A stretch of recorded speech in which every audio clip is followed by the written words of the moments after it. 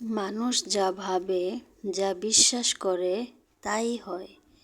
তুমি যদি দারিদ্র্যে বিশ্বাসী হও তাহলে তুমি গরিব হবে, আর তুমি যদি সম্পদে বিশ্বাসী হও তবে তুমি ধনী হবে। তুমি যদি ভালোবাসায় বিশ্বাসী হও তবে তুমি প্রেমিক হবে। তুমি যদি স্বাস্থ্যে বিশ্বাসী হও তাহলে তুমি স্বাস্থ্যবান হবে। মনে রেখো, জগতে এমন কোনো ভালো জিনিস নেই যার অভাব তোমার মধ্যে রয়েছে। তোমাদের নিজেদের ইচ্ছাই তোমাদের ভালো হতে সাহায্য করবে। মনে রেখো, তোমাদের সম্বন্ধে অপর লোক কী ভাবলো না ভাবলো সেসবে তুমি কান ও মন দিও না। তারা তোমার কাজকর্মে, প্রতিভা ও গুণের উপর কতখানি শ্রদ্ধাবান সে বিষয়ে তোমার ভাবার কোনোই প্রয়োজন নেই। কারো প্রশংসা বা নিন্দায় আনন্দিত বা দুঃখিত হও না।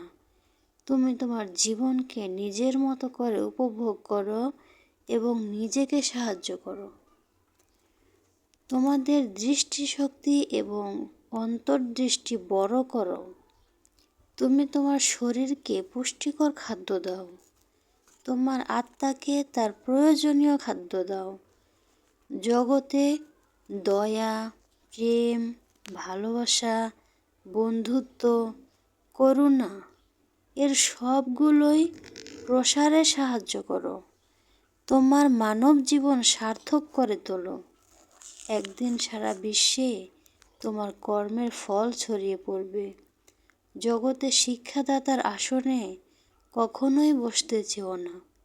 নিজেকে সব সময় ছাত্র হিসেবে মনে করো। আমি এই পর্যন্তই বলে তোমাদের ভবিষ্যৎ শুভকামনা করছি।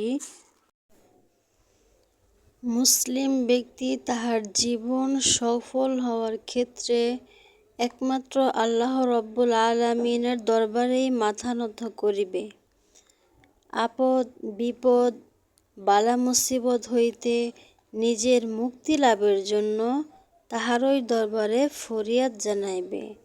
ধন দৌলত, মান ইজ্জত, যে কোনো নেক আশা পূর্ণ হওয়ার জন্য একমাত্র তাহারই দরবারে আবেদন করিবে। আল্লাহ তাআলা ইহাই চান, বান্দা তাহারই দরজায় পড়িয়া থাকুক। সুখ বৃদ্ধির দিনে তাহার নিয়ামতের শুকরিয়া আদায় করিবে। দুঃখের দিনে তাহারই দয়া ও করুণা ভিক্ষা চাইবে। ইহাই হইতেছে তাহার